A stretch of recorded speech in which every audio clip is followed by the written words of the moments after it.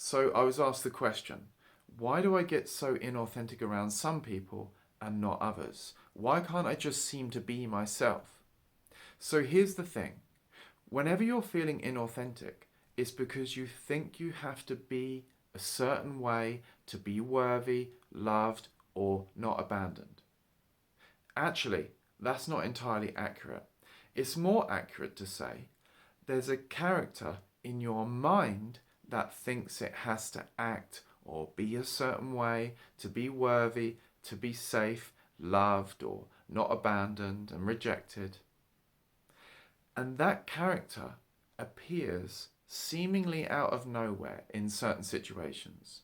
When you're around certain people, suddenly the character appears and seems to take you away from your true self and take you over. And that character developed in your childhood as a strategy to get love or not be abandoned by your mum, your dad, or other caregivers or role models. To that scared child, acting and being a certain way is potentially life or death. Acting and being a certain way means dad actually listens to me, means mum doesn't leave. You see? And now these strategies of acting are playing out in your adulthood, but now they're dysfunctional, now they don't work. Now you're people pleasing, trying to impress, exaggerating things, going over the top, not speaking up, or going into your shell and hiding, and you think, but this isn't me.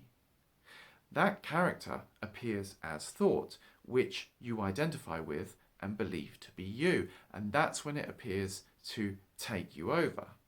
And there will be a level of fear, a level of anxiety or contraction that goes along with it. In your body-mind system, there is an emotional association between certain people or situations and a subtle pattern of fear that gives rise to this character and its strategies to get love or stay safe. It's your body-mind system trying to keep you safe around certain people, or perhaps all people if you're feeling very socially anxious. It ramps up the sympathetic nervous system, the stress response, and then the intensity of the thinking, and this mind character in the thinking ramps up with it. And this is where the temptation to identify with it and have it take you over comes in. But you can be the loving space for your triggers. You can see that this character arises as thought and it's not you. The deeper you is the one who's aware of the thought. The deeper you is the aware spaciousness in which the thoughts appear.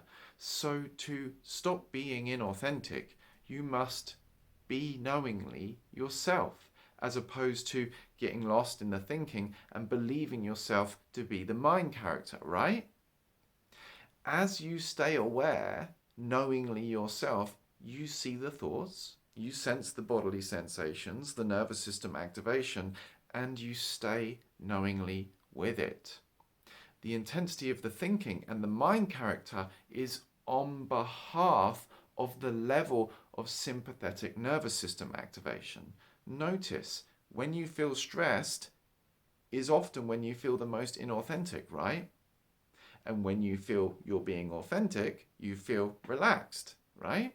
So to be fully authentic, we need to learn to regulate the nervous system, release old anxieties and trauma stuck in the body, which will lower the sympathetic nervous system response and the intensity of the thinking, and the likelihood that it takes you over lowers with it.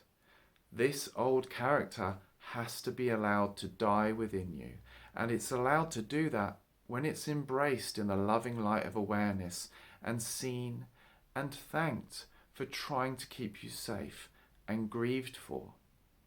The inauthentic parts of you are allowed to die when you stay knowingly your authentic self. So I hope this video helped. If you want to inquire about working with me on a deeper level, this is the kind of stuff that we work on in a program together. So for inquiries, go to speaktoalex.com. Peace.